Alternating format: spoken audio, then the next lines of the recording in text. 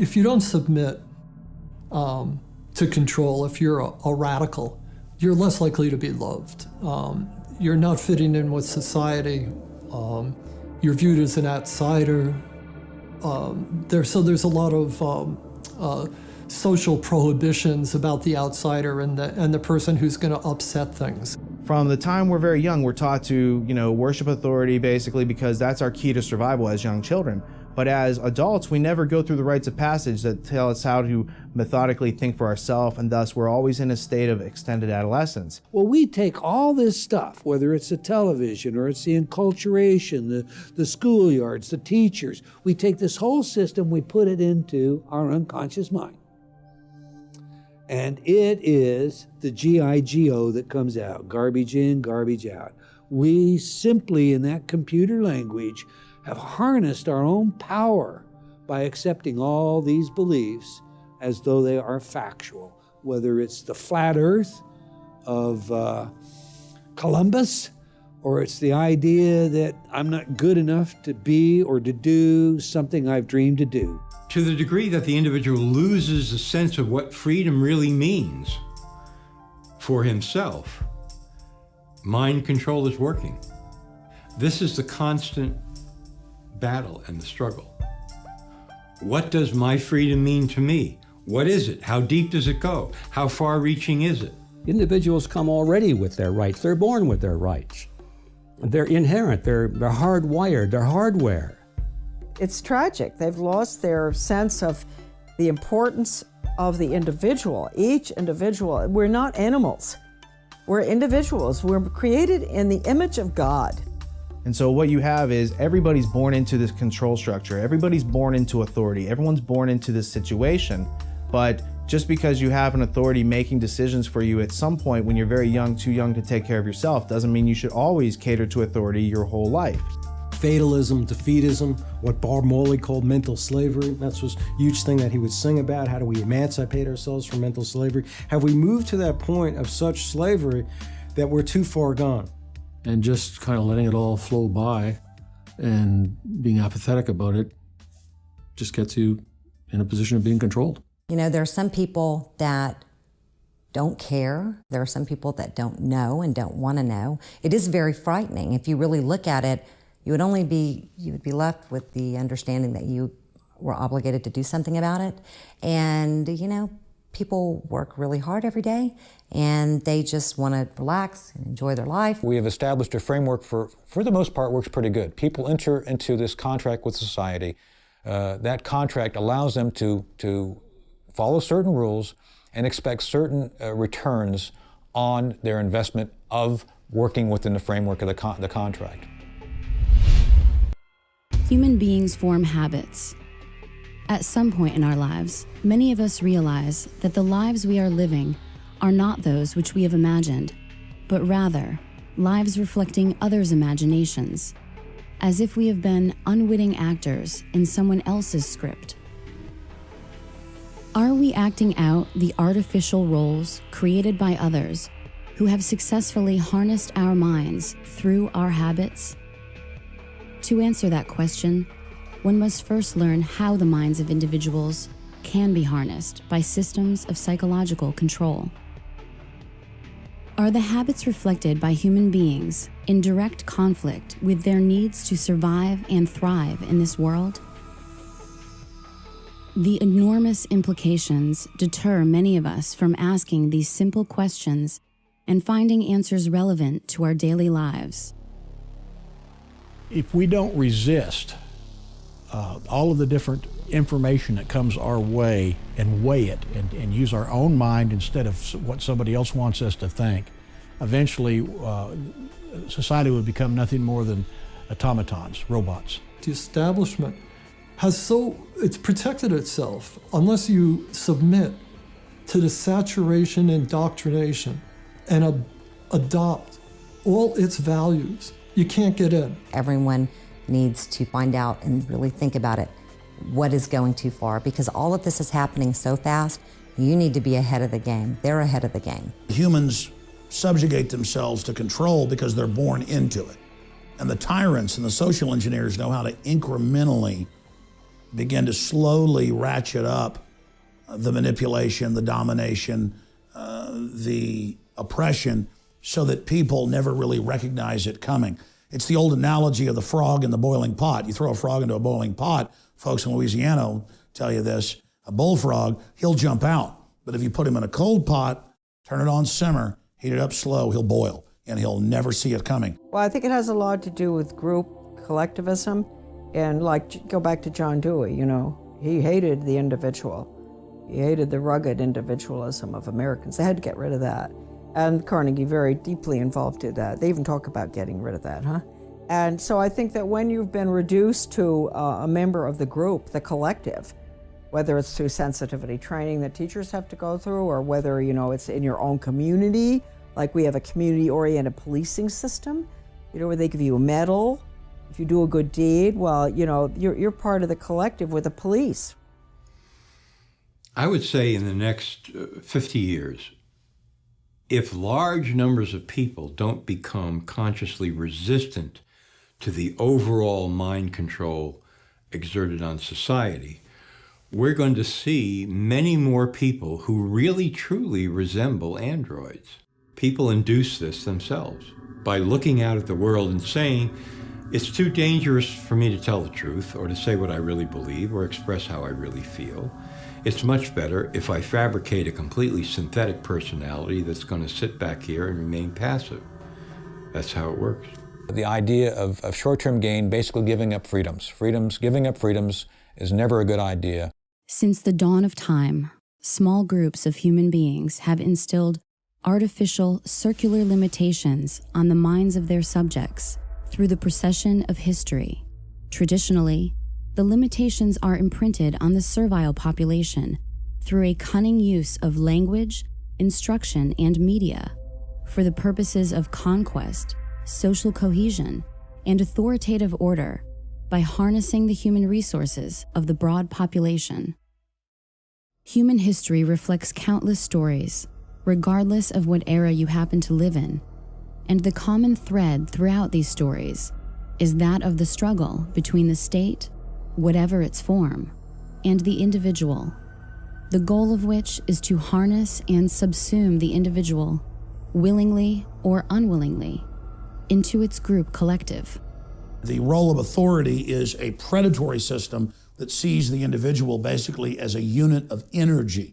The first forms of mind control go back to prehistory. And you would simply have a priest class that developed technologies of herbs and medicine and had a value to the tribe. But pretty soon the priest class would start studying the sky and when there were solar and lunar eclipses and would say, hey, the sun's not going to come back on this date unless you make me king or unless you give me total control. And the people would say, okay, we saw the eclipse when you said it was coming. The snake god ate the sun of the moon. What do you want? I want your firstborn child. Sacrifice him to me. Every culture does that. Every culture at one time or another demands human sacrifice because that's the state or the priest class demanding absolute, total fealty and submission to it. Mind control has existed since the dawn of time. Only the methods have changed. Elites have always known, if I can control the minds of my people, I control them. Only the technology has changed. It's still the same program. It's never stopped. Sun Tzu, within the works of The Art of War, talk about the fact that if you can understand your enemy so well to the level of where you can psych him out, basically defeat him before you put one boot on the battlefield, you've become a true master of your domain. The Greek author Plato embedded several key characteristics of ruling groups in his monumental work known as The Republic. Therein, he introduces the term cybernetics as a description of steering the ship of state, emphasizing crowd control. Plato memorialized the essence of the scenario used to control individuals to this day, to make them part of the group or state. This is famously known as the allegory of the cave, a useful strategy which is emblematic of the history of mind control. The idea of cybernetics first shows up in Plato's Republic, I believe it's book 6, and in the Greek original text it's read kybernetes, but you can easily discern how this word tied into cybernetics, the control of not only nations, but how the making of individuals into the collective that forms the nations came about. As we've moved through history, every great leader has had to understand the potential of information, the potential of speech, the potential of words, the potential of books. What is a citizen, if not someone willingly or unwillingly participating in the machinations of the state? How would we acquire the habits of citizenship without stimulus from the state and our response to it? Attention! Attention! This is your beloved leader, Og the Exalted. There will be a special Giant Joy rally today at Og Memorial Stadium.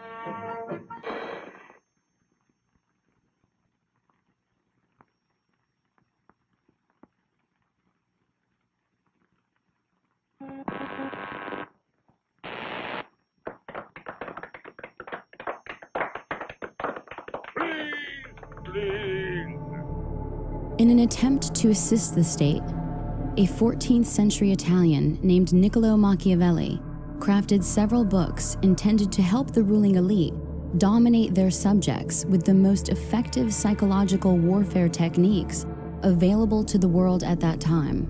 And he was trying to convert the Medici family into hiring him to provide political advice. Conspiracy is the story of history. It's the story of plunderers taking care of people who produce.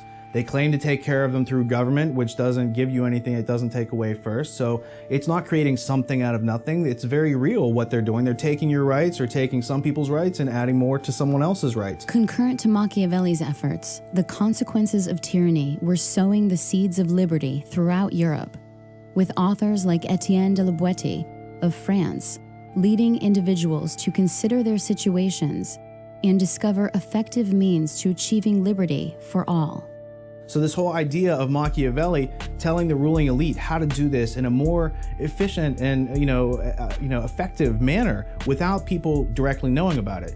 But his mistake is that these books get out there and other people start to read these books because it's not just the ruling elite. This starts to have an influence in Europe. You've got a character named Etienne de la Boétie who writes a discourse on voluntary servitude. And basically what de la Boétie does is he shows you that everything that Machiavelli told the ruling elite about how to control you is undone when you understand it to the nuts and bolts level, where you can then withdraw your consent, and that only then are you free. We control you. We control your mind. We make you believe you have no creative power. We make you forget you have imagination, which is the core capability from which you can invent your own reality. The myriad components of collectivism combine to form a comprehensive system for transforming the individual into a cog within the machinery of the state. The first step is to remove self-reliance, thus creating dependence on the state or collective. The next step is to create a motivation based on fear of scarcity, as opposed to creativity and productivity. Remove the systems of autonomy, creativity, and self-teaching, which help create individuality in the first place, and the void is filled by the will of the collective. Nature abhors a vacuum, and the mind is no different. Innovative and enigmatic German philosopher of the 19th century, Georg Wilhelm Friedrich Hegel, observed that human history could be manipulated to create a contrived outcome. Hegel's essential observations of the methods by which history may be authored by a small group translate into a world in which an individual's choices may be engineered away from his needs. How to engineer the opinion of the American people so that they would fully endorse, not only endorse, but demand a war. There's another one. Another plane just hit. Right, oh my God, another plane has just hit. It hit another building, flew right into the middle of it. Explosion. So it's problem, the people then beg for it, that's reaction, and then it's solution, which is centralizing more control. Create the problem, people scream, you can impose any solution you want on people. One recent practical example of the use of Hegel's method for control is that of the infamous underwear bomber. I'm Kurt Haskell. I'm a Michigan attorney, and I'm more well known as being the main eyewitness to the underwear bomber event on Christmas Day 2009. I saw two men approach the desk. One looked like a poor African man, or maybe late teenager, and one looked like a wealthier Indian-looking man who had on a tan suit. They were walking together, and I just thought they were a weird pair, and I was wondering why the two were together, and I listened to their conversation as they went up to the desk and talked to the airline worker. When they went up there, just the Indian man spoke, and he said, this man needs to get on the flight, but he doesn't have a passport. And then the airline worker said, well, he can't get on the flight without a passport. And then the Indian man kind of argued with her, saying, well, he's from Sudan, and we do this all the time. The student from Nigeria smuggled explosives onto a flight in his underwear. Prosecutors staged a demonstration of what might have happened, but something went wrong. Abdul Muttalab's trousers burst into flames.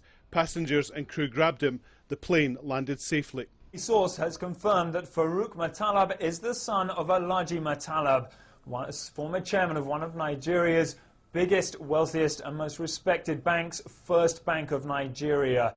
As soon as this happens, we see Mr. Chertoff all over the news and TV everywhere promoting these body scanning machines. But there are a few things we could do to make things better. First, we could deploy the scanning machines that we currently are beginning to deploy in the U.S. that would give us the ability to see what someone has concealed underneath their clothing. To meet agendas in conflict with the needs of individuals, the ruling class creates an artificial crisis to which the public reacts by begging for the ruling class to intervene.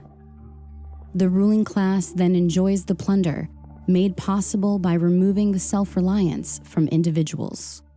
Good morning, everybody. Today's hearing is the third in a series of subcommittee hearings focused on some of the causes and consequences of the 2008 financial crisis, a man-made economic assault on our country that is still foreclosing on homes, shuttering businesses, and driving unemployment.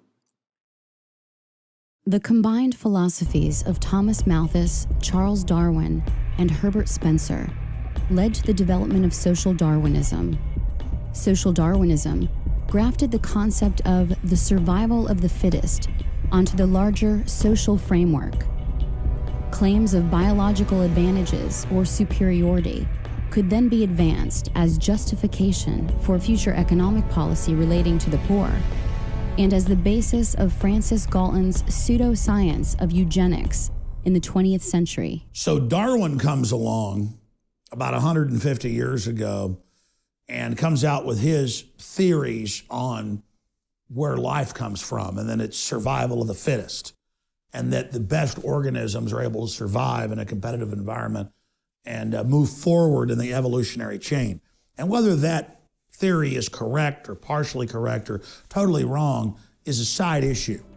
The robber barons, the British royalty, the J.P. Morgans of the world publicly adopted the idea of Darwinism and merged it with predatory eugenics. And the eugenicists, who have always been looking for scientific causes to justify their sinning, if you will, that's what they found so useful in Darwin's work, is they said, we've already had this belief system that we're better than you, but we now have science to back it up. Our entire current civilization, what we know as globalism, the New World Order, is based on eugenics scientists that developed their theories in the last 200 years, mainly in England, Germany, and the United States. The entire science of genetics, biometrics, eugenics, computers, all of it came out of the search for a system of total control over humanity.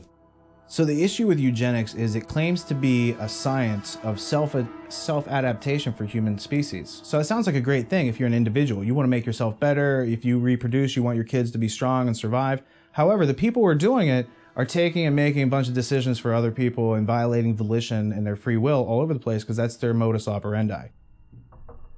In his 1928 book, The Open Conspiracy, former British psychological warfare expert H.G. Wells wrote, "The political world of the open conspiracy must weaken, efface, incorporate, and supersede existing governments. The character of the open conspiracy will then be plainly displayed. It will be a world religion.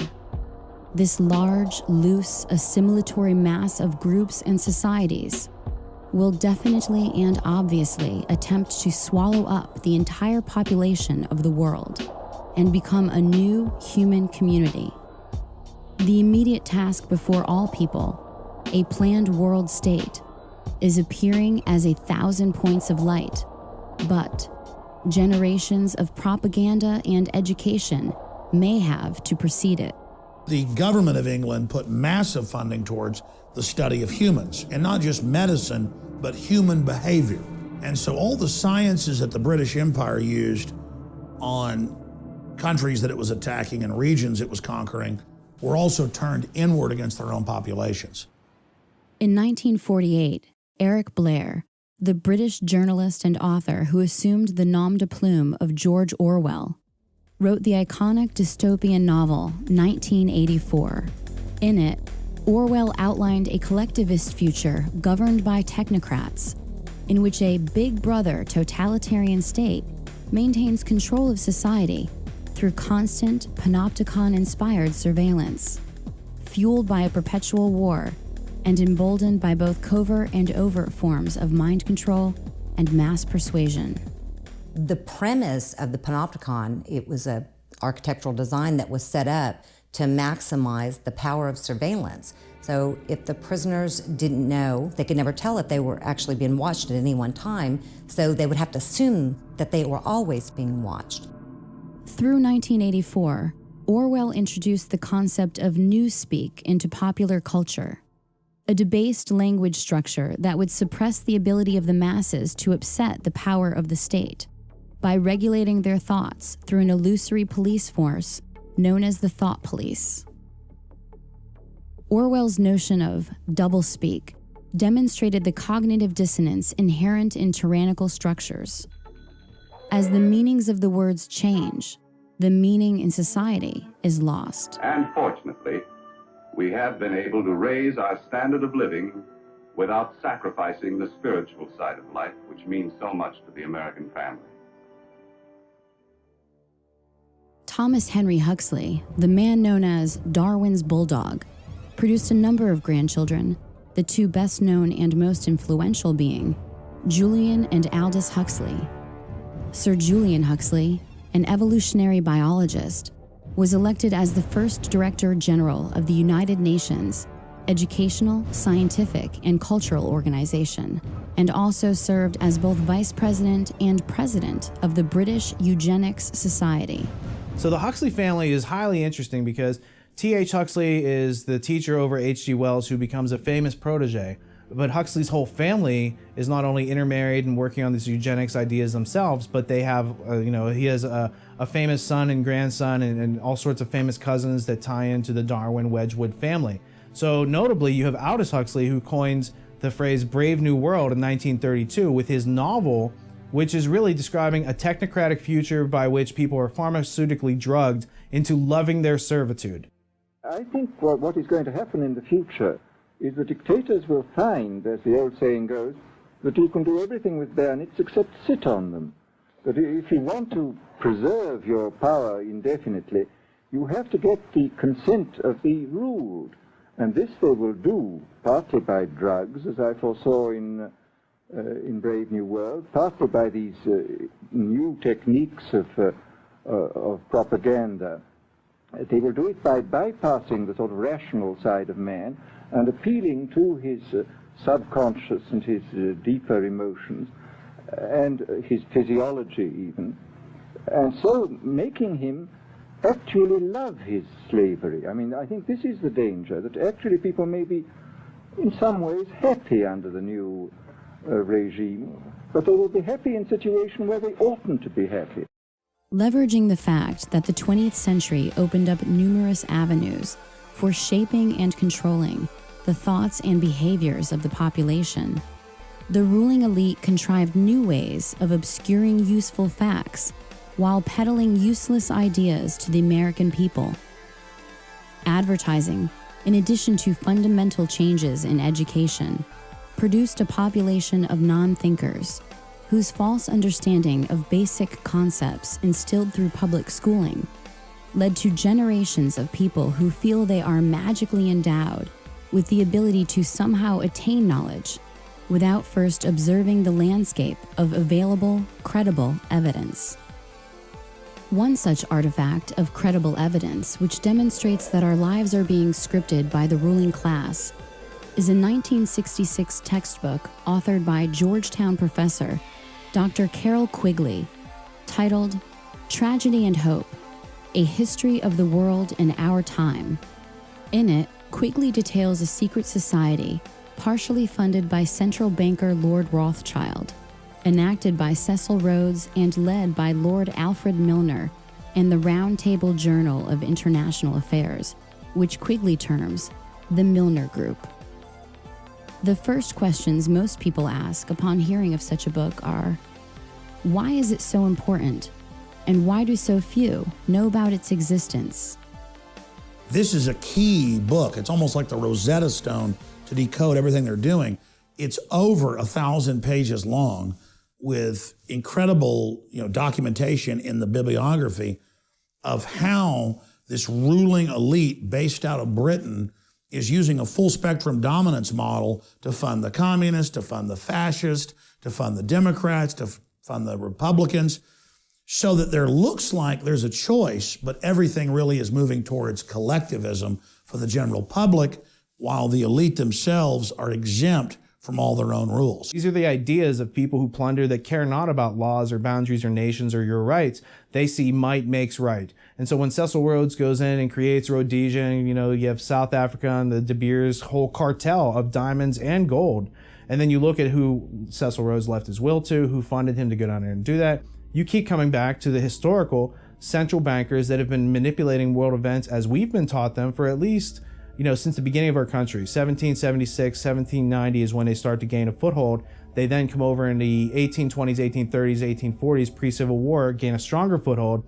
And by the end of the Civil War, we're completely switched over to a system we had fought 60 years before to overthrow. Once the power structure got all the best and brightest students of the world and put them through Rhodes Scholar type programs, not just in England, but in other nations, they could then control the brain trust and have a fully programmed new generation to take control of the governmental, corporate, and media systems to carry out the program. Their goal was to dominate all of those major power centers quietly behind the scenes And by moving the leadership in a certain direction, then they knew that they could control the masses without the masses even knowing that they're being dominated and led by a very small, powerful elite group. In further pursuit of the science of controlling human resources, the last will and testament of Cecil Rhodes spawned the Pilgrim Society in both America and England, which created a global brain trust. Its goal?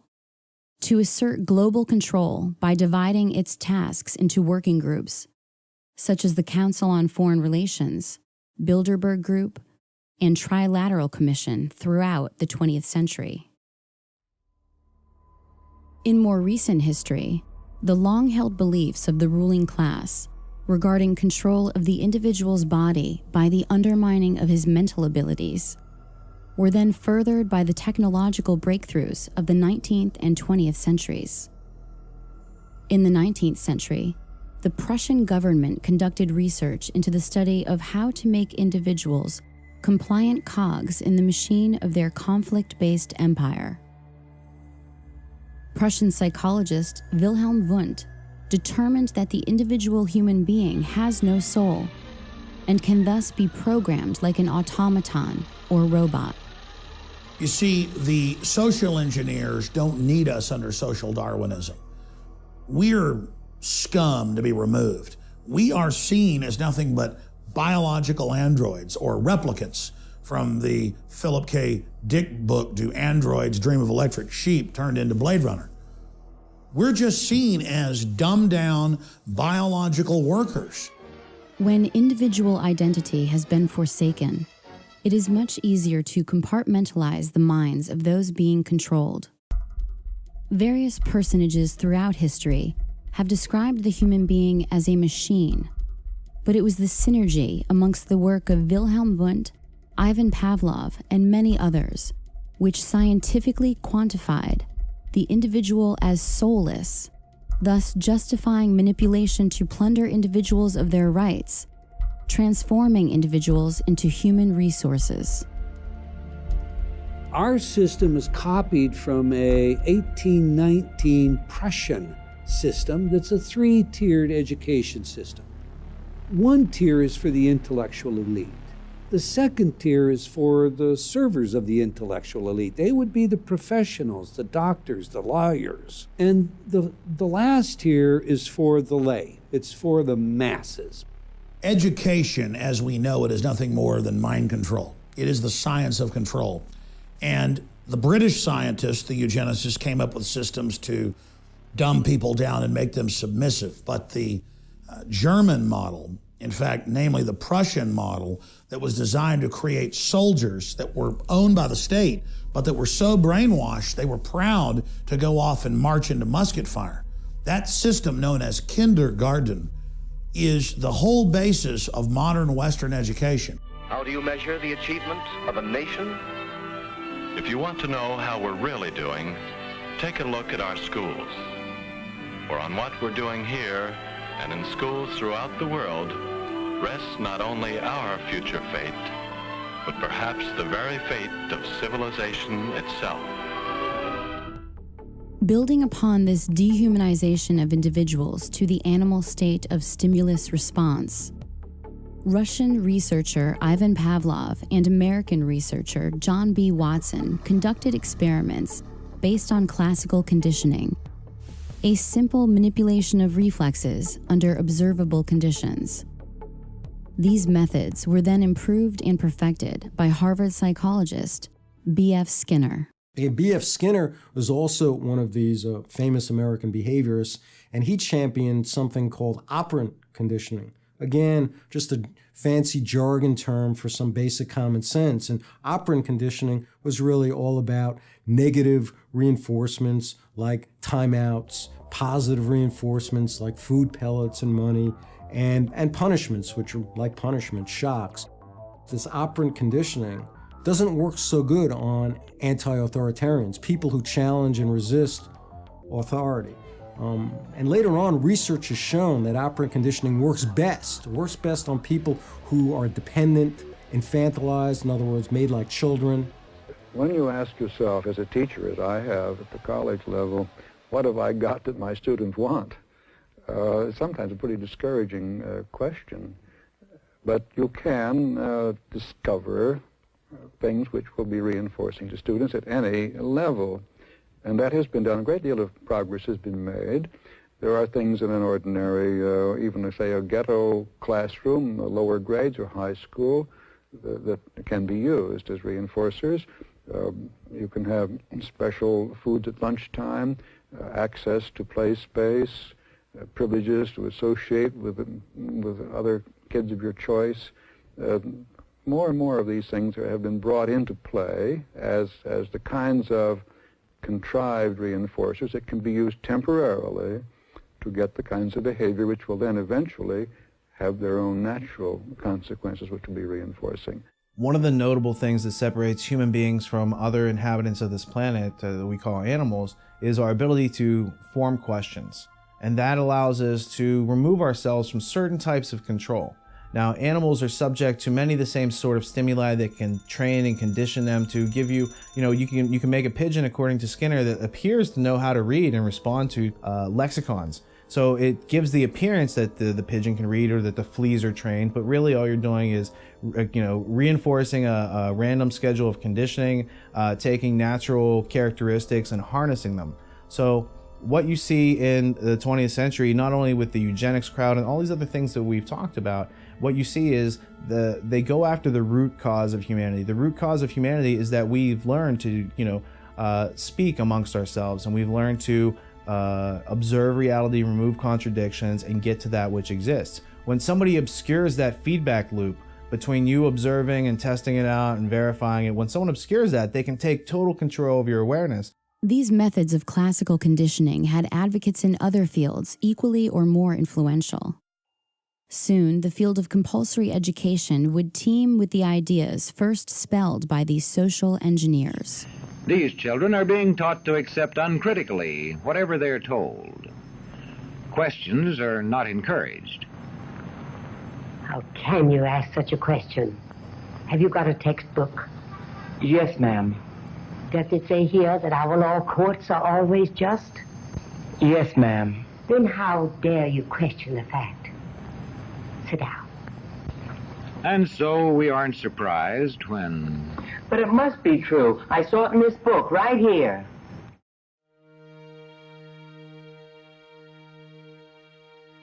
The education our children are going to get has nothing to do with education. It is training our children to be resources, human resources, that's the way they refer to us, to spin off profits for the globalists. The greatest barrier to discovery is not ignorance. It's the illusion of knowledge, and that's what the 15,000 hours in compulsory schooling really entrains and conditions into us, is that you've been told this story of the people in South America, and so you think you know about it. And it's not until later in life when you might come across more information about conquistadors and how Jesuits infiltrated all the religious systems and took all the riches out and basically harvested this whole area. This is an example of plunder in South America that went on for hundreds of years. So until you have this other piece of information to bring this into focus, you think that what you were taught in public schooling during that 15,000 hours is really what's going on.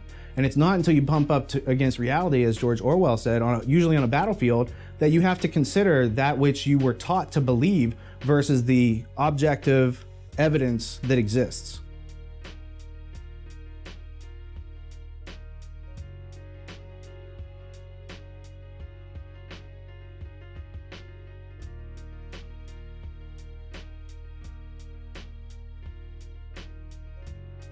John Taylor Gatto was an award-winning educator in New York who took kids that couldn't even read or write, were headed for prison, and made them top-level students.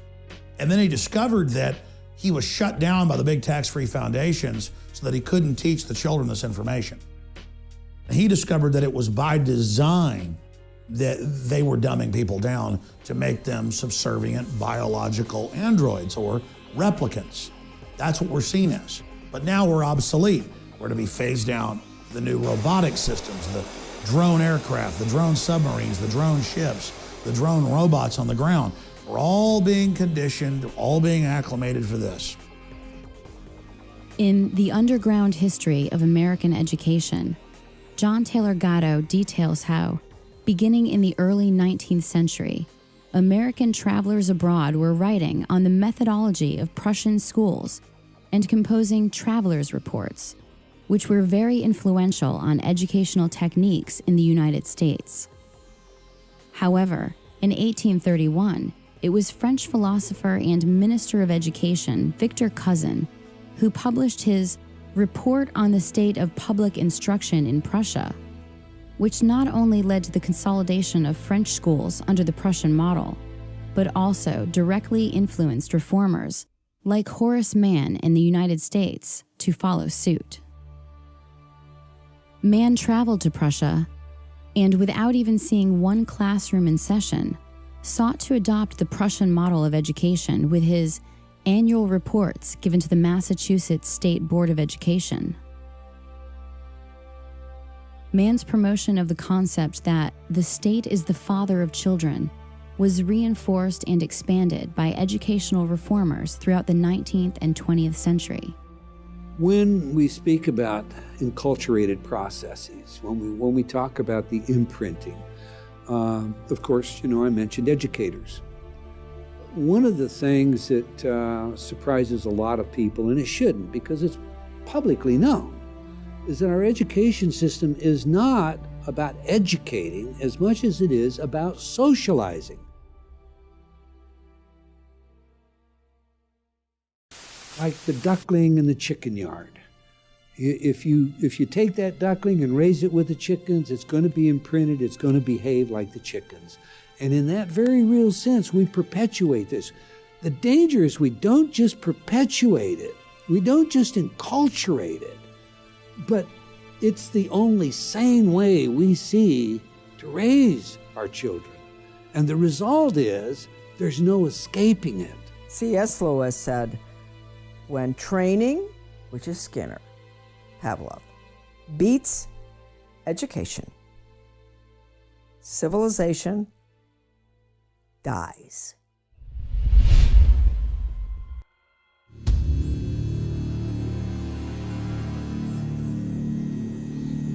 Although education has proven to be highly effective in controlling human behavior, more intensive research would need to be conducted away from the prying eyes of the public.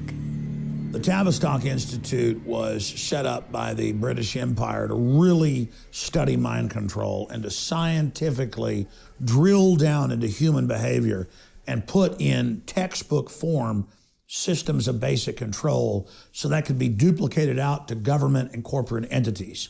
And Tavistock has been involved at every level of social engineering. The Tavistock Clinic was founded in 1920 and operated as part of the Psychological Warfare Division of the British military. It was initially a voluntary outpatient clinic for treatment and research and was made up of general physicians, neurologists, and psychiatrists to facilitate the treatment of neurosis and shell-shocked British soldiers returning home from World War I. Going through their own publications on Amazon, you can find that some of their books cost like $18,000, $20,000. And what that tells me is they don't want the average person to be anywhere near getting their hands on this book, because what it gives you inside those books is the teacher's edition, to use an abstraction, as opposed to the students sitting around the class not knowing what the answers to the questions are. There's a group of people who are being given the answers to all the questions about how we act, react, and how we've been understimulated with curiosity in order to make us more subordinative. You could say much of our world today is the world of the Tavistock Institute and Edward Bernays.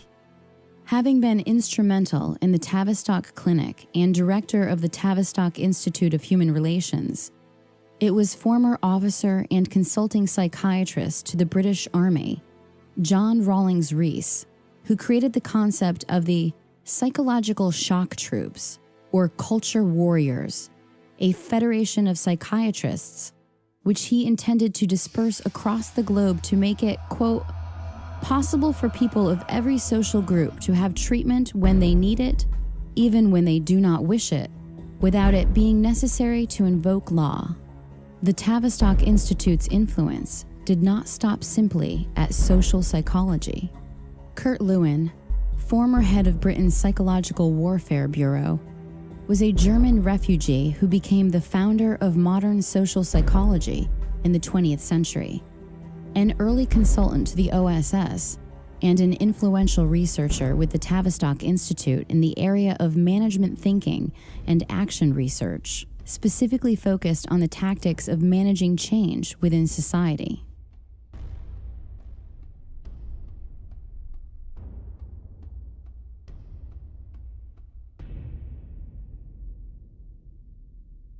No organization of the size and scope of Tavistock can operate for long without ample funding. From whom is that funding derived? Certainly no small part comes from the seemingly benign, tax-exempt foundations of the global elite. I was researching the Reece Committee back in like 1952, 1953, where they went in and investigated major foundations and some of their subversive activities. These foundations put an enormous amount of energy into controlling what is being taught at the schools and how it's being taught, and using schools basically to indoctrinate children to accept their station in life, to accept a collectivist future. According to Dr. Lily Kay, whose expertise was demonstrated in her 1993 book, The Molecular Vision of Life, the Rockefeller Foundation, Caltech, and the New Molecular Biology, the world in which we are living has been molded, shaped, and continues to be directed by an elite establishment of eugenicists, a ruling class fueled by violating the will of others to attain their goals. Nowadays, almost every adult agrees on one basic goal for all students. Schools ought to turn out good citizens. Yes, good citizens. That's right. Absolutely. This country always needs good citizens. The real goal was to change America from an individualist system into a collectivist system, and in which case it could be merged with the rest of the world, and there would be this great new world order that we hear so much about in recent years. The purpose of creating tax-exempt foundations was not just to collect more money, but to invisibly assert influence over the power centers which control the programming of individuals, specifically to breed the self-reliance out of individuals and prepare them for the collectivist lifestyle planned by the ruling class. Their goal: to undermine personal liberty on biological, social, and economic levels. They came together and decided what they were going to do with this money was to gain control of education in America, not for a philanthropic purpose, but to change the thinking of the American people over a generation or two. The globalist social engineers hungered and desired and coveted the power that the liberty in the U.S. had created. They wanted to take it over, and the tax-free foundations wanted to use it as an engine of global domination, and they've done that. And the Reece committees were the only time when Congress stood up constitutionally and demanded all the big foundations come and testify and open their private books. And the Rockefeller, the Carnegie, the Ford Foundation, they all came and said, look, we're here under presidential directive from more than 50 years ago. We've been told to collectivize the United States, to merge it with the Soviet Union. We've been told to make America more compatible with authoritarian regimes, and we're just doing what we were chartered to do. Until the creation of language, brute force held the key to fear, and thus to the control of individuals through violence and physical aggression. With the innovation of language, the minds of individuals could be harnessed with ideas and beliefs, making less significant the physical dominance of previous generations. This is how, for example, men of small stature could keep otherwise brave and ferocious gladiators as household slaves, whose deaths could be used for profit and entertainment. Out of the ashes of World War II rose the specter of human experimentation in the form of the 1939 to 1945 exodus of Nazi intelligentsia to continue their research and experimentation under the protection of national security. After being denazified, They were given new identities to live among those against whom they had fought. We brought Werner von Braun over here and several other scientists, including those that were involved in concentration camp medical experiments, including mind control experiments. A lot of these guys were, as far as the State Department was concerned, war criminals. They were linked directly to the Nazis and therefore couldn't get visas, couldn't come into the United States. So the CIA set up this series of programs to route everybody around the State Department visa requirements, get them into the country. Everybody knows about the race at the end of World War II to get Nazi scientists. The Russians wanted them, the United States and England wanted them. And the United States and England got most of them because the Nazis didn't want to go to the Soviet Union, another authoritarian system. They wanted to go to a, quote, freer system. And like an infection, they came to England, Canada, and the United States. And it wasn't just over NASA and rocketry with Werner von Braun and Goddard and others.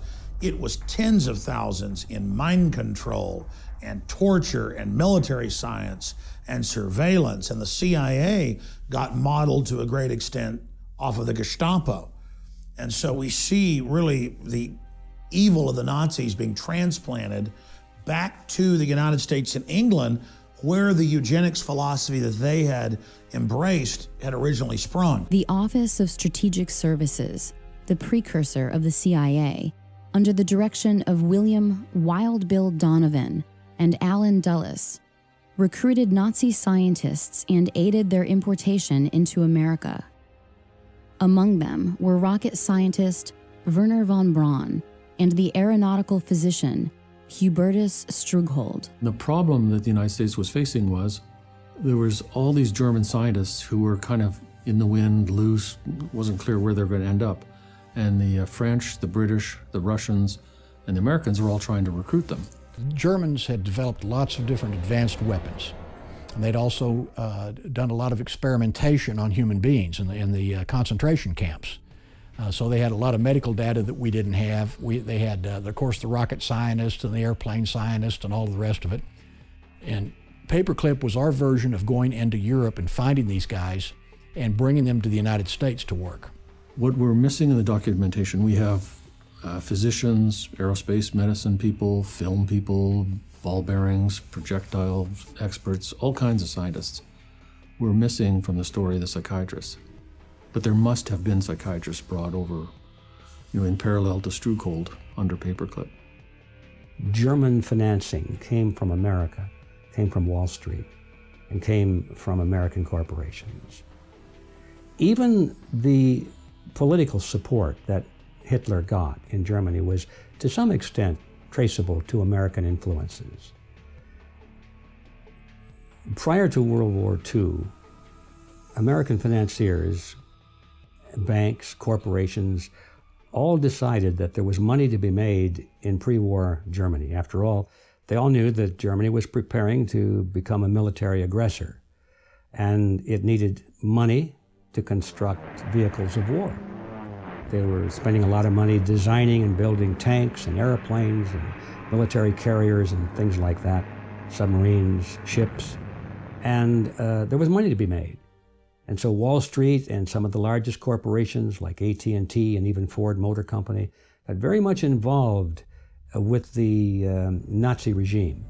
The experiment that went on became known as Nazi Germany starts in World War I and the Versailles Treaty in Paris 1919, basically giving the Germans the short end of the stick, giving them war reparations that they can't possibly pay, totally unrealistic.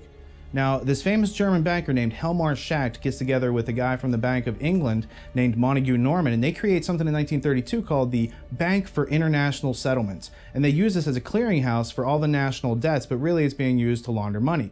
What you find then is that same group, Helmar Schacht, becomes Hitler's banker. So Hitler is totally financed by these people who are making their lives out of pulling the wool over other people's eyes. And at the same time, they want to have the National Socialist experiment to test out the Prussian education system that they are using and about to roll out all over the world.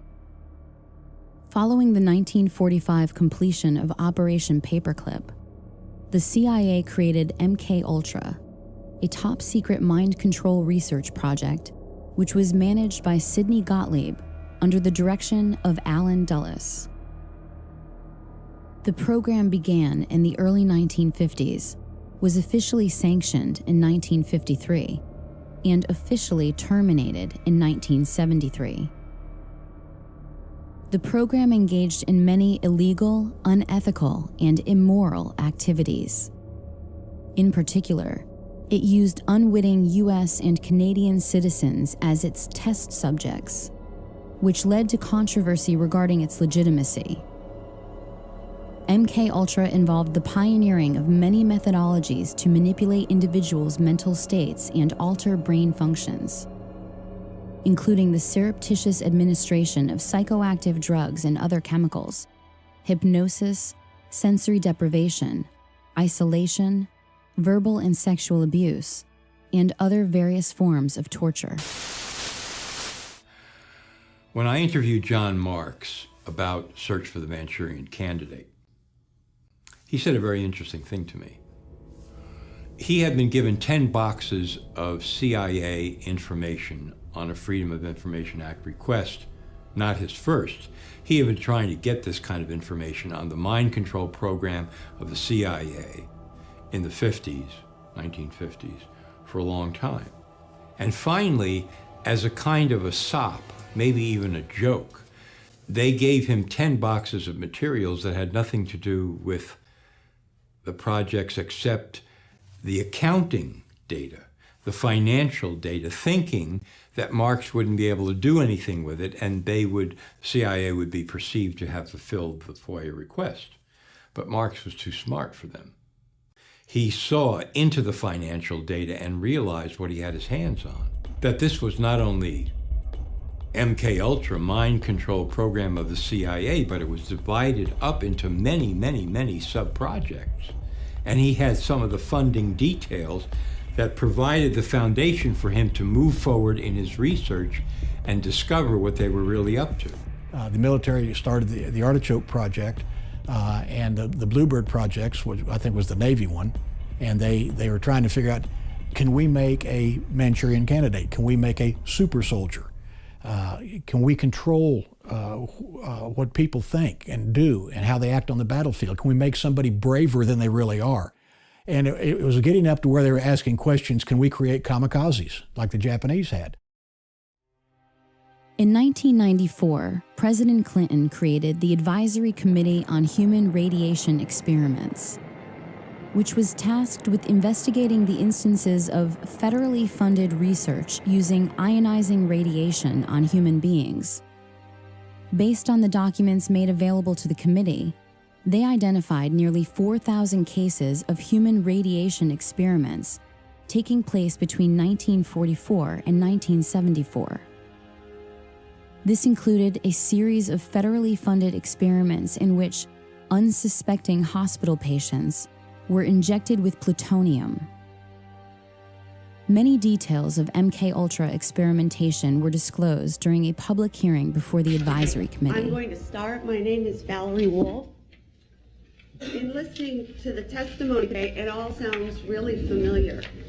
I am here to talk about a possible link between radiation and mind control experimentation that began in the late 1940s. The main reason that mind control research is being mentioned is because people are alleging that they were exposed as children to mind control, radiation, drugs, and chemical experimentation, which were administered by the same doctors who are known to have been involved in conducting both radiation and mind control research. Written documentation has been provided revealing the names of people and the names of research projects in statements from people across the country. It is also important to understand that mind control techniques and follow-ups into adulthood may have been used to intimidate these particular research subjects into not talking about their victimization in government research. People talk about MKUltra in two senses. It's kind of like an umbrella term for all mind control programs. But technically, it's just a specific program that ran from the 50s into the 60s. And it stopped in 64. Therefore, MKUltra could not be operational today. But something like MKUltra with a different name surely must be. And I don't think there's any doubt in my mind at all that clearly mind control methods are used at Guantanamo Bay. I mean, there's all the hallmarks of mind control. There's hooding, there's forced sitting positions, there's sensory deprivation, sleep deprivation, all kinds of attacking the person's belief system, sexualizing the interrogation, subjecting them to things that go against their religious faith, probably hallucinogens and drugs, can't document that, waterboarding.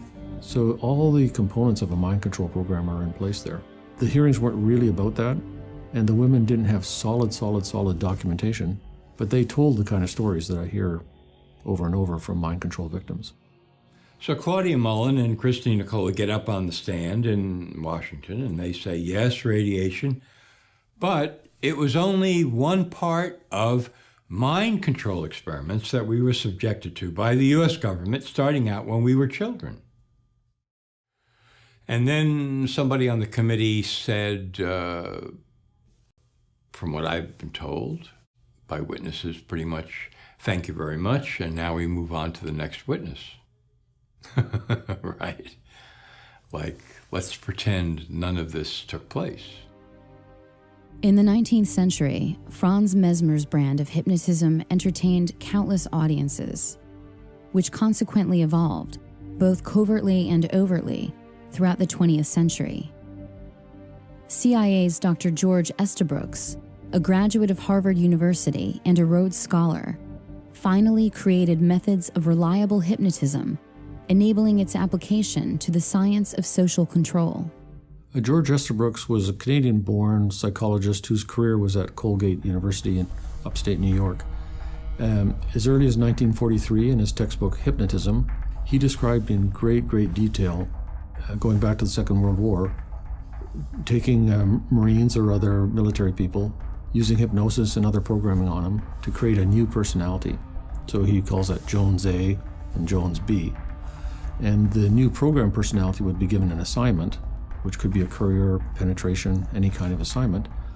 And the out front regular person would have total amnesia, complete lack of knowledge of the assignment. Estabrooks was a leading authority on hypnosis, programming soldiers during World War II to act as couriers, who were not aware they were hypnotized operatives on a mission. In this manner, the OSS targeted political objectives through the covert methods of assassination and espionage, leveraging the science of hypnotism.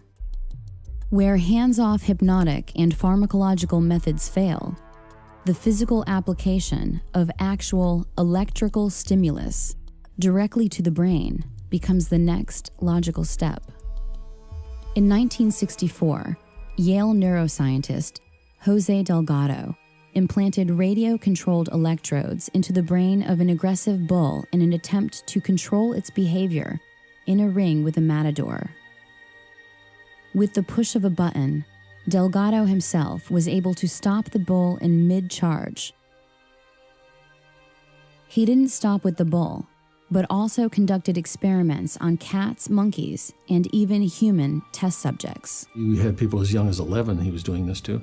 One was a 16-year-old girl, and there's pictures in his books where she's kind of staring off into space, vacant.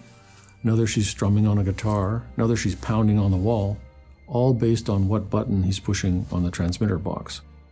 Delgado developed what he called a stimoceiver that allowed him to target specific emotions and regulate behavior by aiming radio stimulation at different regions of the brain.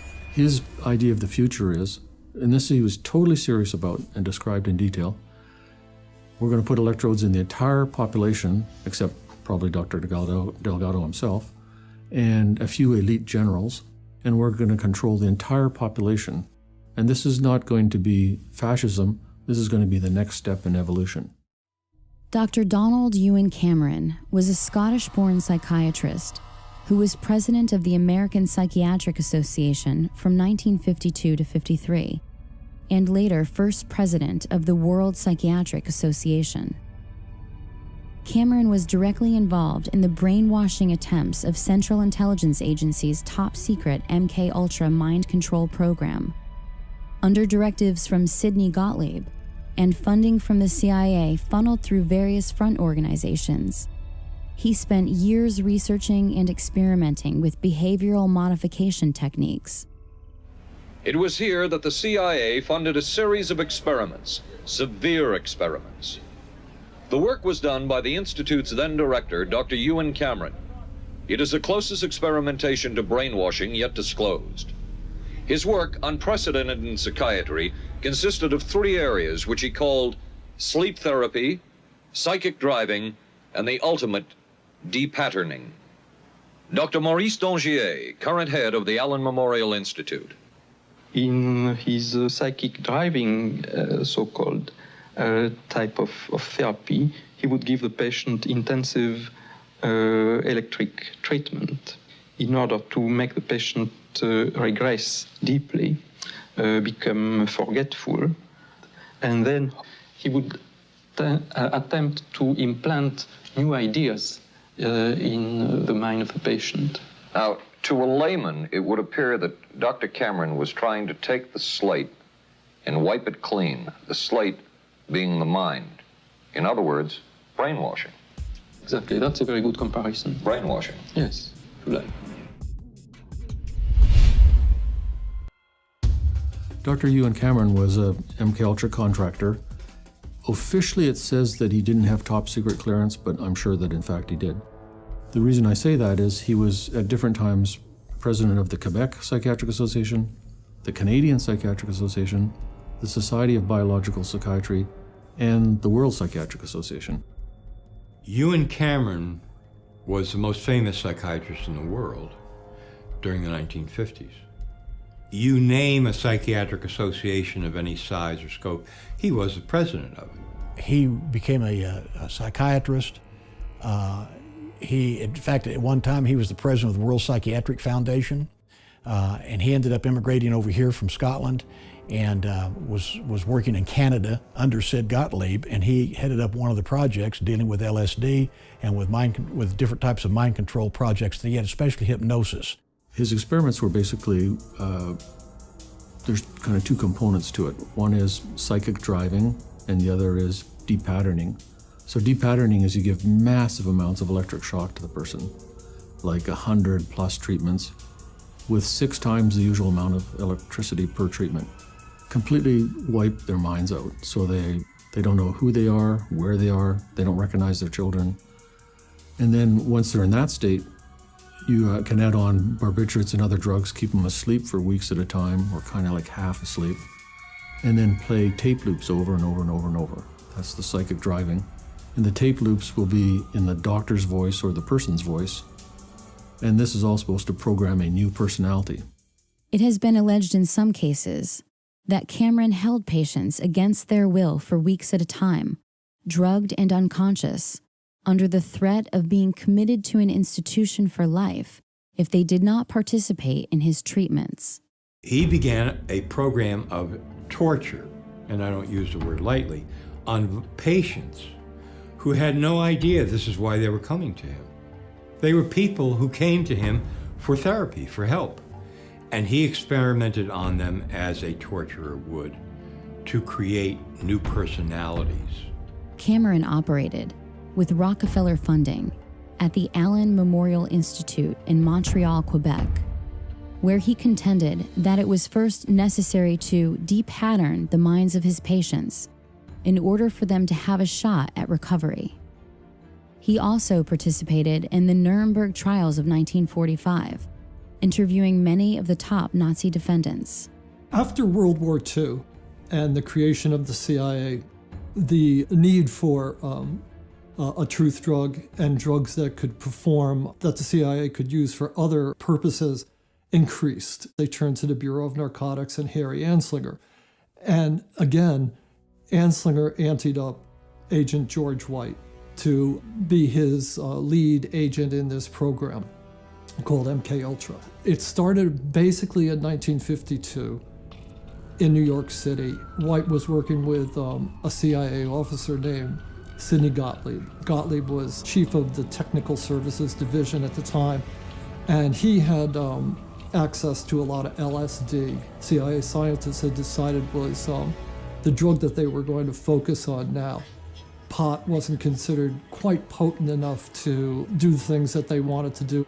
White conscripted a couple of federal narcotic agents to help him, a couple of informants, narcotic agent informants to help him, and went into the streets of New York and got a softcore pornographer named Gil White to help him as well. Apparently White had his own sexual perversions, which have been written about. He was into S&M, so he had a couple of qualifications for the job, which went beyond just being a federal agent who could perform these functions. He actually was good at acting out the sorts of things that went on in the drug underworld. In 1953, the program was formalized, and it was called Midnight Climax. And White had a safe house in New York City, which the CIA outfitted with a two-way mirror with microphones and recording devices, so that White and the CIA scientists could actually film people who had been surreptitiously dosed with LSD.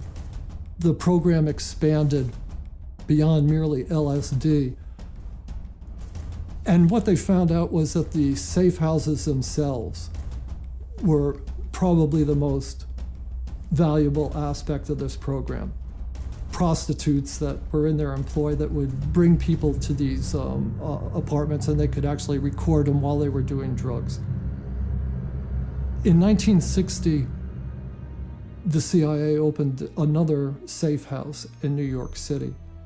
And I talked to the people who were running this safe house. And one of the narcotic agents said to me that they felt that the CIA was actually using this safe house when dignitaries were visiting the UN or politicians were coming to New York City to talk to the mayor or state or even federal officials, that they were using filming them and potentially using the films for purposes of political blackmail. Another CIA-funded Harvard graduate was Dr. Martin T. Orne, whose expertise in hypnotism, psychiatry, and psychology was a valuable asset to national security. A close friend of Dr. George Estabrooks, Orne's work in hypnoprogramming at Cornell in the 1960s was funded by the Human Ecology Fund and the Scientific Engineering Institute, both of which received funding from the CIA. To provide cover for operations like Midnight Climax, the CIA's MKUltra psychiatrists formed the False Memory Syndrome Foundation to obscure the facts of these covert experiments, creating confusion enough to deny acts of pedophilia, cult abuse, and other inconvenient truths of CIA activities. The False Memory Syndrome Foundation's board was a who's who of MKUltra. There, Dr. Orne was joined by another CIA MKUltra psychiatrist, Dr. Jolyon West, who was the protege of Dr. Ewen Cameron. Like his esteemed MKUltra colleagues, West was infamous for his hypnoprogramming abilities. Using words to make patients believe that their memories of abuse were just figments of their imaginations. The people who started the False Memory Syndrome Foundation, Pamela and Peter Fried, stated to public that Peter had been falsely accused of incest by his daughter, whose name is Pamela. She's now the editor, has been for quite a few years, the editor of the Journal of Trauma and Dissociation, to which I've contributed numerous papers, and it's really the main journal for the study of multiple personality, which was created on purpose in the Manchurian Candidate programs under MKUltra, Artichoke, Bluebird. Contractors on that included Jolly West and Martin Orne, and they're on the board of the False Memory Syndrome Foundation, which says that all these cases of multiple personality are created by the therapist, and all the memories are false memories. I cannot dismiss what our intelligence agencies have been able to do by way of mind programming in different forms of research, Project Bluebird, MKUltra, and so on and so forth. Well, let me just say it this way.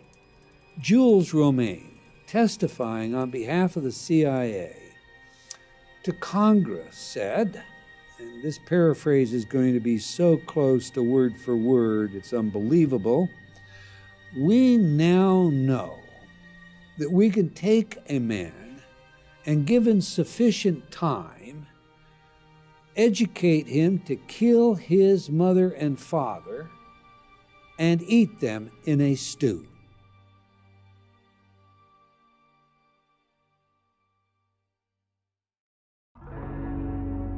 How will power gravitate into the hands of those who control information? Through the internet, through wireless networks, through smart grids, smart devices, and smart meters, to monitor and control the personal behavior of every citizen in the grid. How has the role of harnessing the minds of human resources shaped the 20th and now the 21st centuries? This single pattern emerges from all the seeming chaos. The role of science, as juxtaposed to the mind, has not been used to help individuals. Rather, at every turn, at every discovery's emergence, knowledge is being used to restrain individuals. Learned helplessness is just one example. And so in the 1970s, they discovered through these experiments with dogs that if you put a dog, or two groups of dogs in a situation, one group of dog, they had control over when they were being shocked. They could use their nose and hit a panel and stop the shock. And another group of dogs, they had the equal amount of shocks, but they no matter what they did, they couldn't control the stoppage of shocks. They discovered this phenomenon called learned helplessness, and that the dogs who had no control over stopping their shocks, they would become passive and depressed, and that when you put them in another task where all the dogs actually had control over stopping their shock by kind of jumping over this short barrier, the dogs that had learned helplessness, in other words, the dogs in the previous experiment who had learned that there was nothing that they can do to stop their pain, they did not bother trying. National elections is not equal to democracy. Democracy means you really have some power over things that affect your life, okay? But when Americans think that their democracy equals national elections, and they go and they have senseless wars and corporate control with a Republican in office like George W., and they think, well, we're gonna stop these senseless wars and corporate control, and we're gonna go and vote for Obama, this Democrat, and they get, what do they get? Senseless wars and corporate control. And so there's a kind of learned helplessness that sinks in there. How are the attitudes, beliefs, behaviors, and values of a society transformed such that the needs of the individual are always in conflict with the demands of the group? The early 20th century trend of conspicuous consumption, or the trading of that which is valuable and sensible for that which is superficial and frivolous, swept over America and other countries around the world, with the help of a few minds who were focused on changing our lives before we were even born. Edward Bernays, the nephew of Sigmund Freud, is well known as the father of modern propaganda and public relations, and for his application of psychological techniques to the field of advertising. People have a herd instinct. They tend to move in groups. They make conclusions based on emotion and feelings and desires. Edward Bernays, the nephew of Sigmund Freud, the archetypal psychologist, psychiatrist, openly bragged that there was a ruling elite that had taken control of society and that could basically program people like machines to walk off the edge of a cliff if ordered to do so.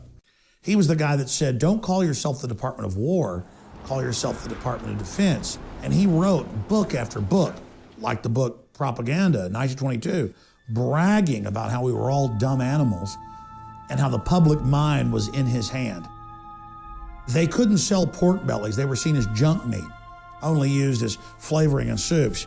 They came out and said, no breakfast is complete without eggs and bacon, and showed a woman, in the newsreel sitting there cooking it. And he said, look, I can make these people do anything I want.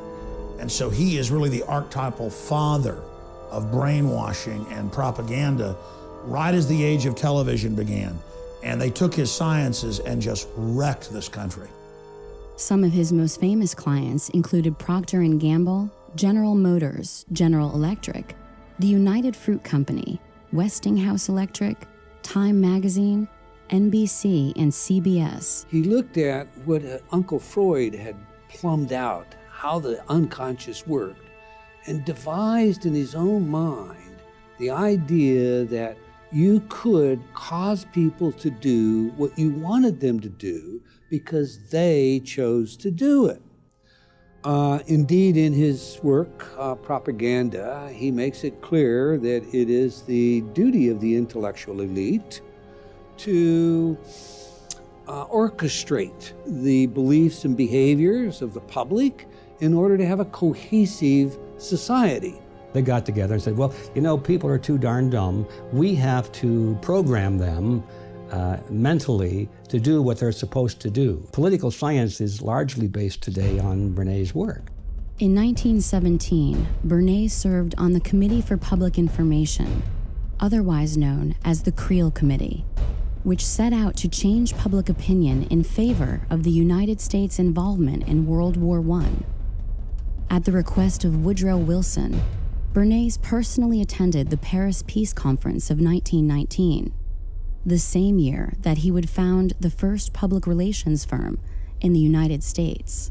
Advancing some of this work, of course, he was commissioned by Woodrow Wilson and to assist in selling the idea of World War I, that it was about spreading democracy throughout Europe. He is, for all intent and purposes, the father of what we call today neuromarketing. It has been widely reported that Joseph Goebbels had employed Bernays' Crystallizing Public Opinion, the first book written on the emerging field of public relations, while formulating his own propaganda campaigns for Nazi Germany.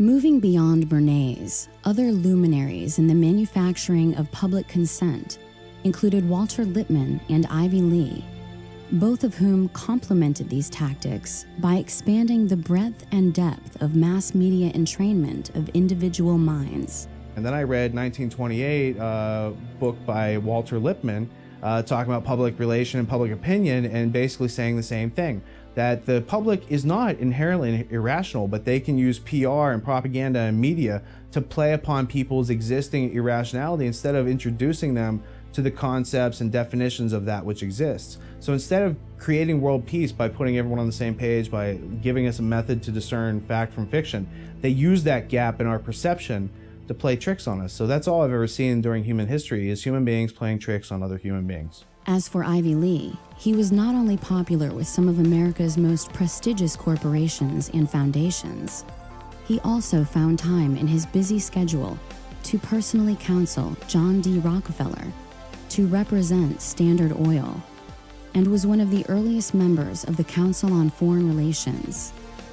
Moreover, in the 1930s, Ivy Lee was a consultant to Adolf Hitler, tasked with developing strategies to improve Germany's image in the United States and abroad.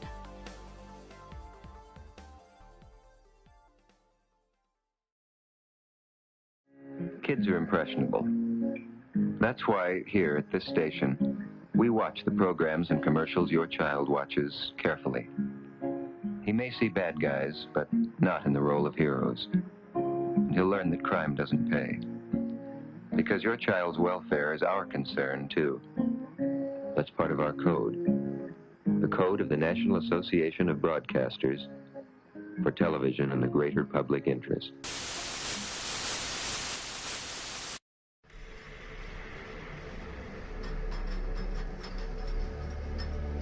Waco was an odd situation regarding both the law enforcement aspects of it, regarding ATF going in and doing the raid on the Branch Davidian compound, as well as the fact that Special Operations Command was called to help. This is one of those situations where everything that could go wrong pretty much went wrong from day one. The Clinton administration and Janet Reno started looking for options.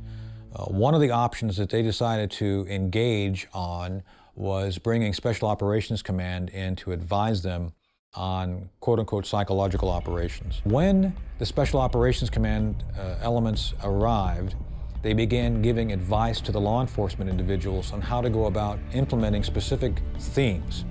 Within the psychological operations community, they typically look at themes of how to modify, adapt, or somehow reshape the thinking of a target group, of an audience. These specific techniques, which were brought to bear on the Branch Davidians, were developed for military operations overseas, primarily against a foreign target. So another question has to be asked: what is the wisdom of using psychological operations techniques developed for an audience against a U.S. target? Again, a very controversial issue. How does one defend themselves against strategic information, propaganda? It's a very simple answer. Ask questions. Always check your source. I, as a public figure, am often having to speak publicly about issues and information. I look at everything. I've been criticized by my friends. Oh my God, you look at Fox News, you look at CNN. Absolutely, because the false information being provided to the mainstream outlets means something. So why are they saying things a certain way? How are the habits of individuals changed and then reinforced to create new behaviors preferable to the collective? In the 21st century, the method has evolved little from millennia ago. Only the technology has changed. Today's television provides those who leverage public airwaves with an opportunity to control individuals far beyond the simple linguistic programming of radio.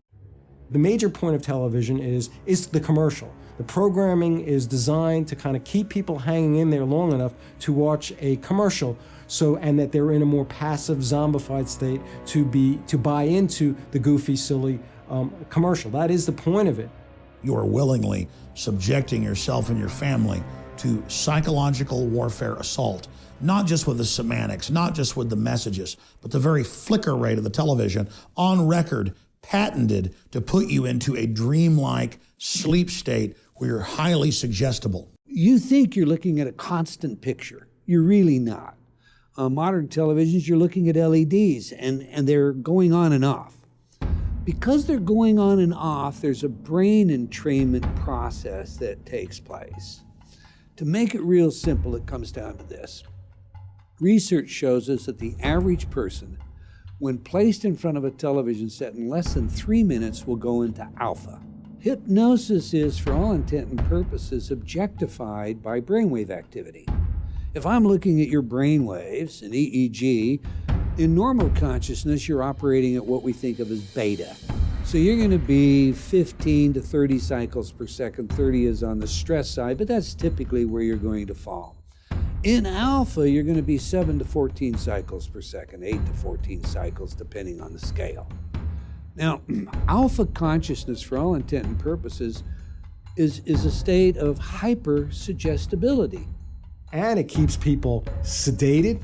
You know, they use them in televisions are used in prisons. They're cheaper than hiring more guards.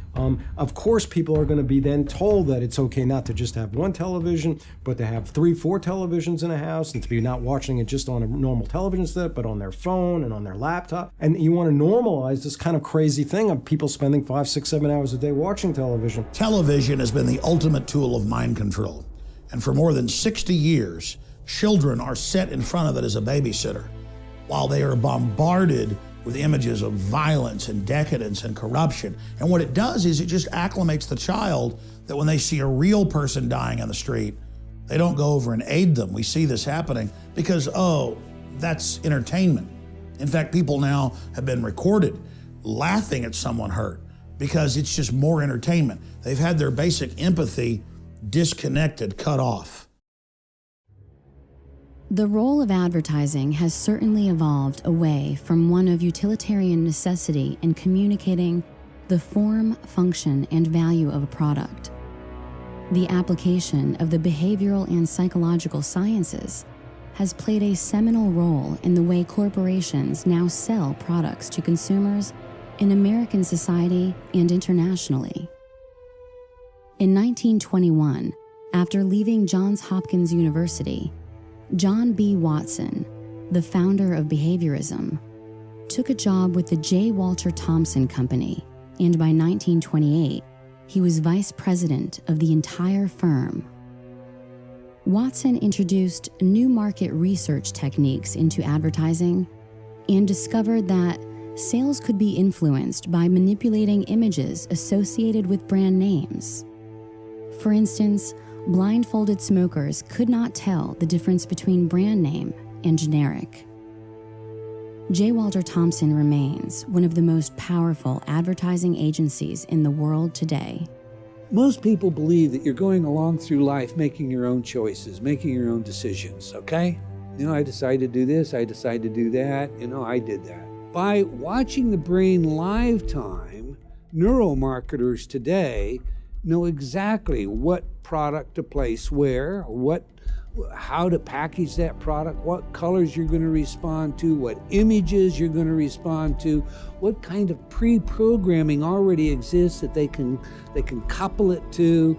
And so when you have a society where people are being told at every level to consume, to buy their way into happiness, and that's their only salvation, that's their only way into happiness, is to then you have what I call a kind of fundamentalist consumer society.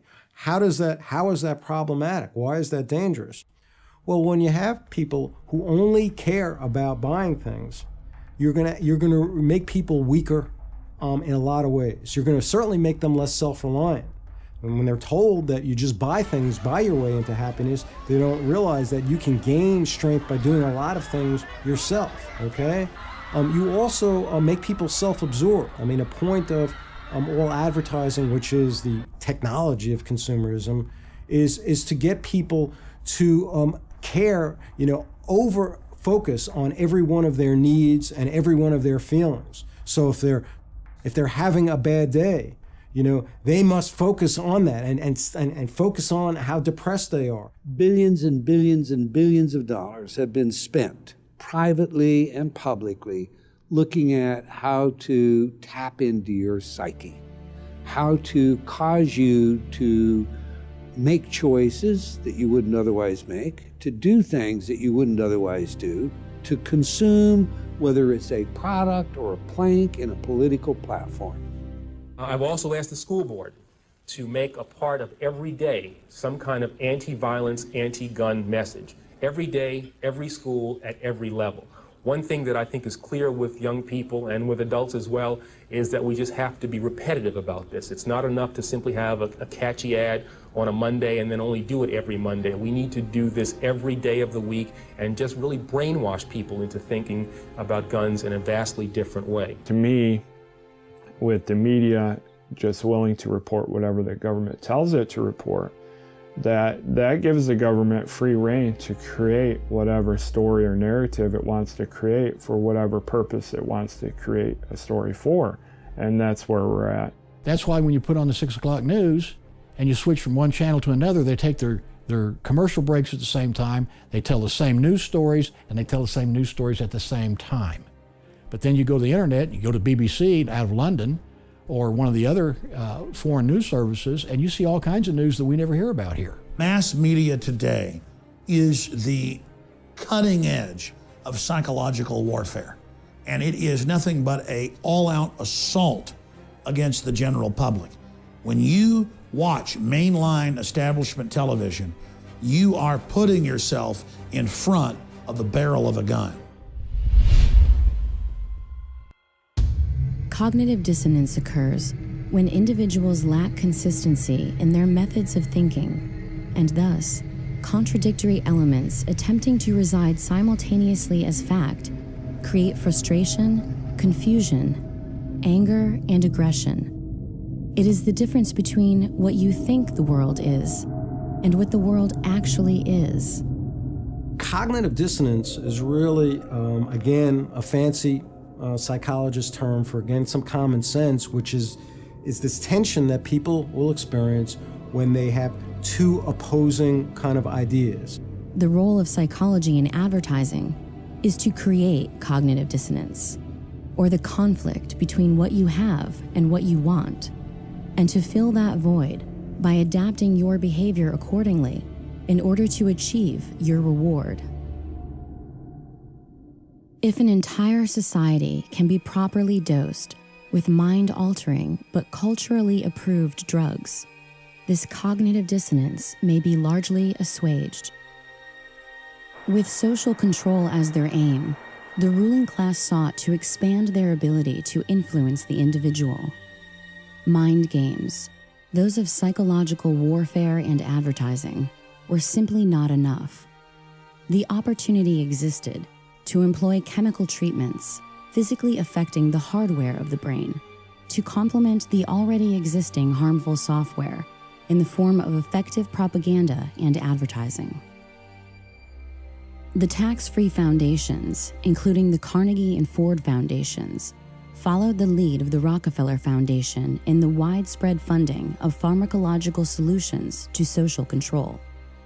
And they say, we will give you $1 million for your medical school if you teach pharmaceutical drugs in your medical school. So the doctors come out, they're very happy because they got this wonderful building, all these high-paid teachers, the best talent, the best brains you can buy, all funded by tax-exempt foundation money. But what comes out of that is that the doctors are taught drugs, drugs, drugs. Psychiatry itself as a profession is one gigantic mind control operation. What happens when the habits demonstrated by groups of individuals reflect the outsourcing of their intelligence to so-called experts and authoritarians who are self-appointed to make decisions on their behalf?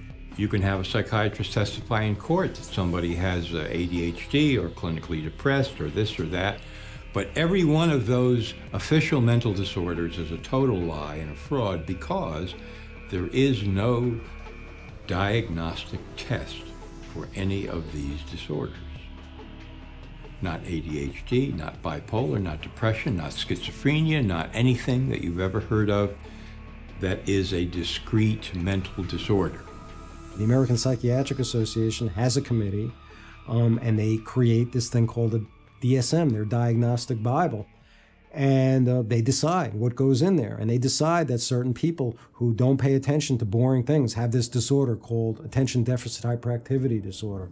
And if you accept that you have a disease, as opposed to like, well, maybe I'm somebody who can really pay attention to things that are interesting me, but I'm somebody who's stubborn enough to not really want to pay attention to things that are boring for me. And that maybe that's a good thing. That's how you maybe have something really a worthy contribution, as opposed to allowing people who are bores to fill up your whole life. You only want to listen to things that actually really are interesting for you. If you accept these ideas, though, that you have a disease or there's something essentially wrong with you, you're going to be more a prey to authorities controlling you. And some of these drugs, such as the SSRI antidepressants like Prozac, Paxil, Zoloft, and so on, are known to induce violent behavior, including suicide and homicide.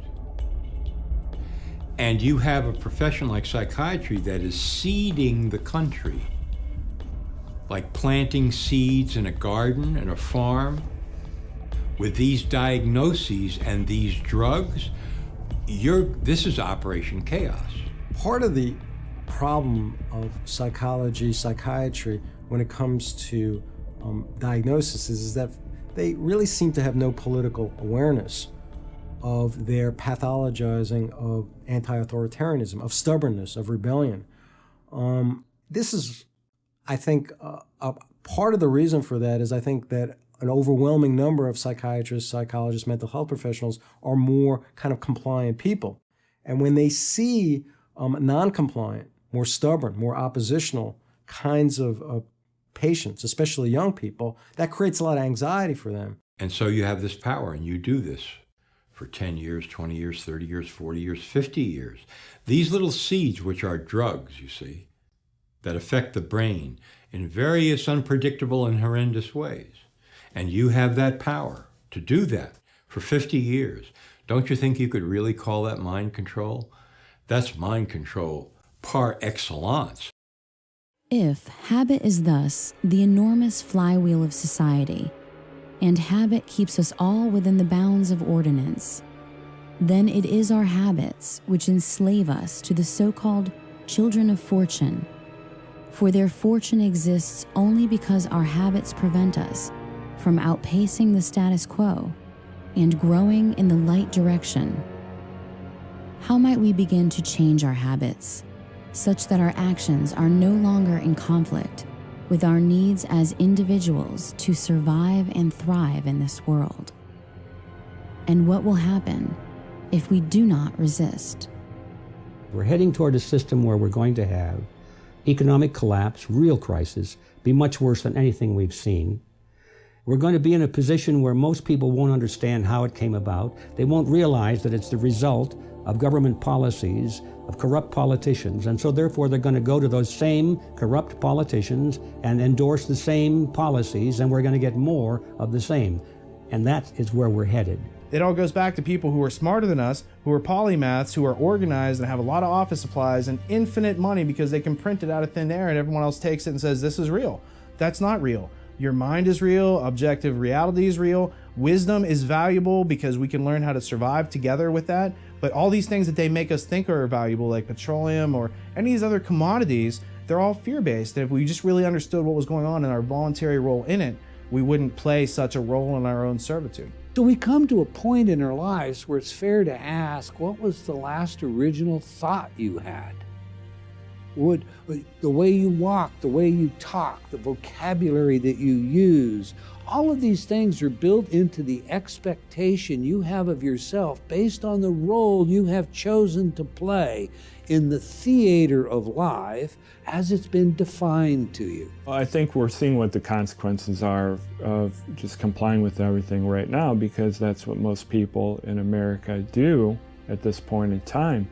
The consequences are every day you're losing more of your constitutional rights and your freedom is being taken away more and more and more by this all-encompassing security state being brought to you by your United States government. If you out there watching don't wake up and begin to investigate these facts and prove them for yourself and take action against these people, you are not just committing suicide against yourself, but against all of good humanity. The consequences to non-resistance of control is losing everything that makes us human, that we love, that we cherish. Now think about which laws have been passed recently to give you more rights. There aren't any. There aren't any at all. A lot of folks who are critical thinkers, they realize how powerful these kind of giant corporate government entity is out there.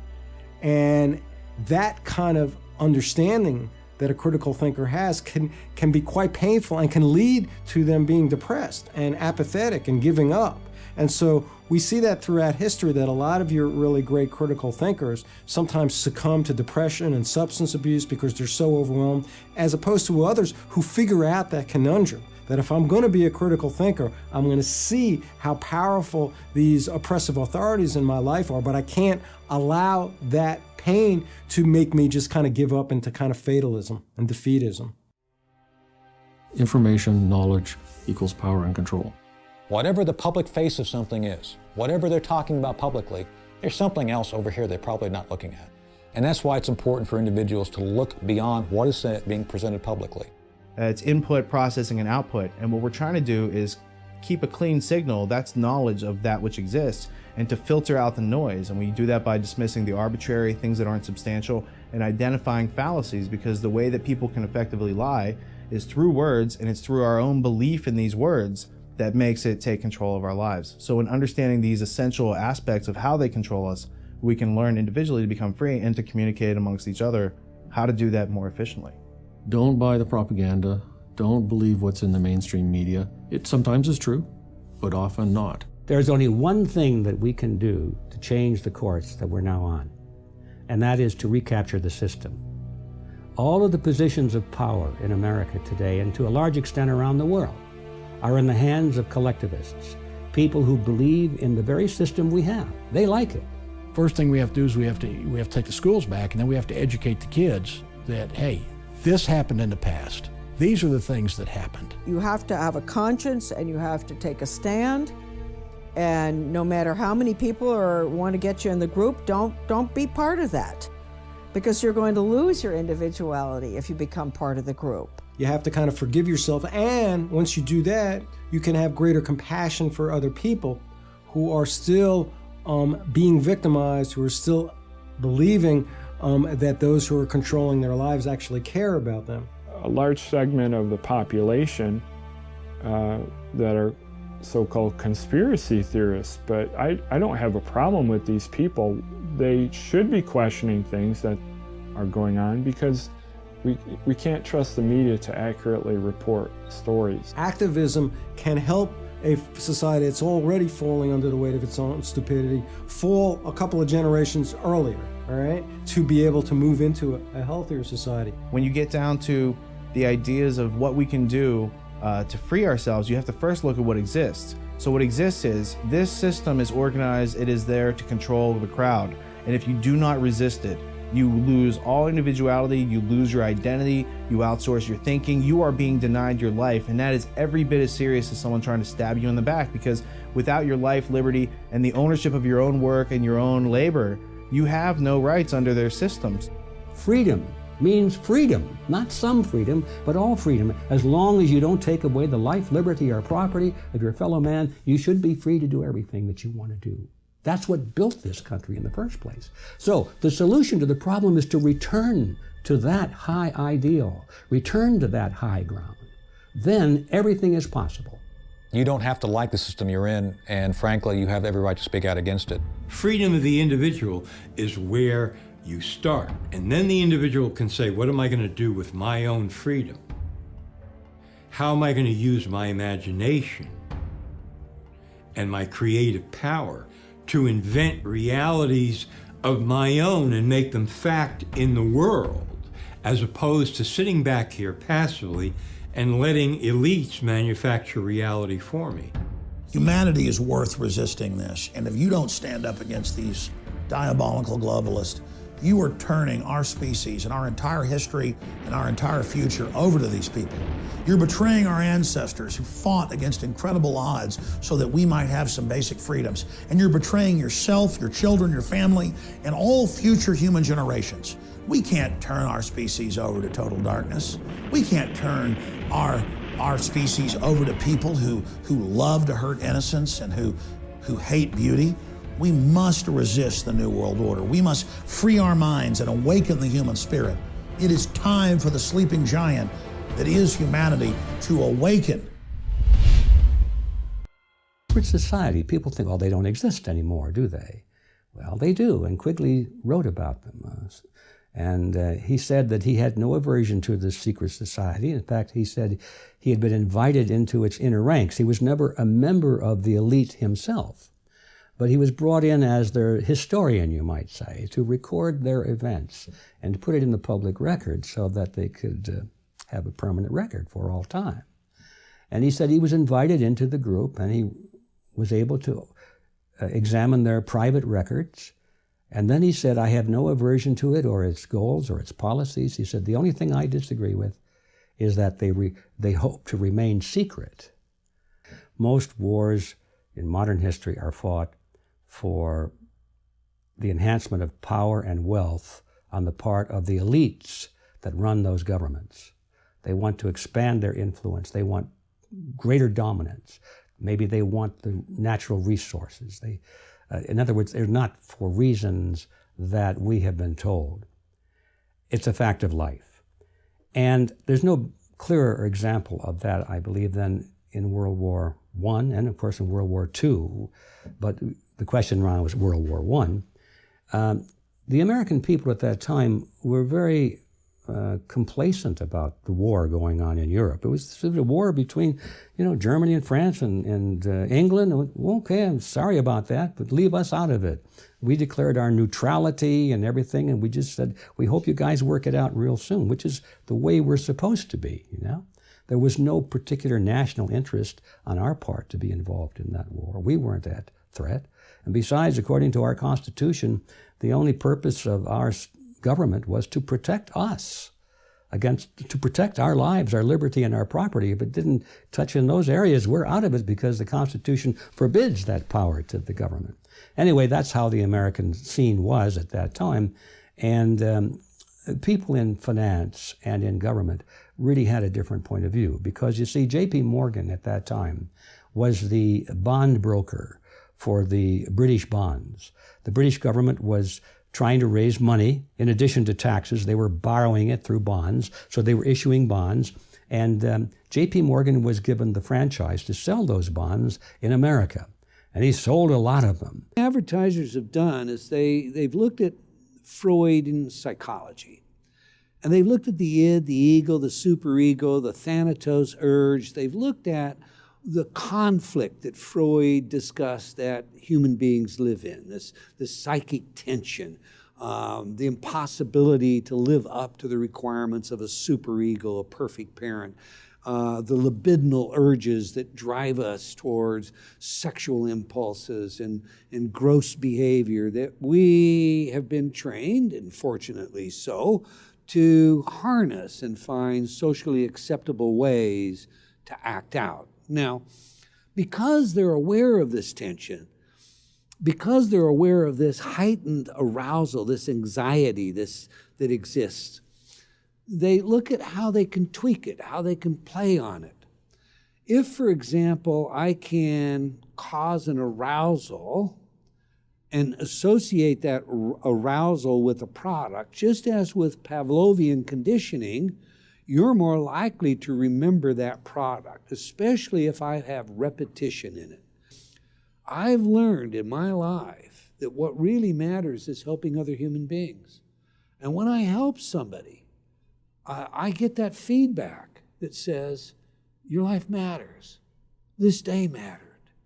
You know, you're here, and it's good you're here. And that is a self-actualizing principle. To appreciate it, in my view, you have to first understand who you are, break free from this manipulation, stop the cycle that we all get caught in, and convolute the model.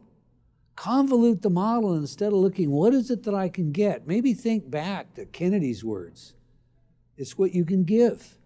Don't ask what you can get from your country, but what you can give to your country.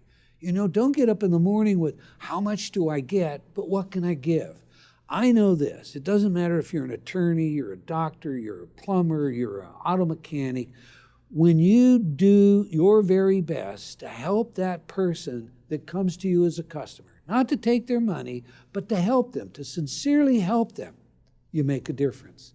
Doing your very best is as close as you're ever going to get to being your very best. Cheating yourself by whatever means, whether it's on your taxes or not keeping your word, or cheating yourself is cheating yourself. I'll say it again. Doing your best is as close as you'll ever get to being your very best, and there's very few of us in pursuit of that today. The fact that I can speak here freely to you, to all of us, is a great, I think, indescribable benefit of our society, one that we should defend tirelessly.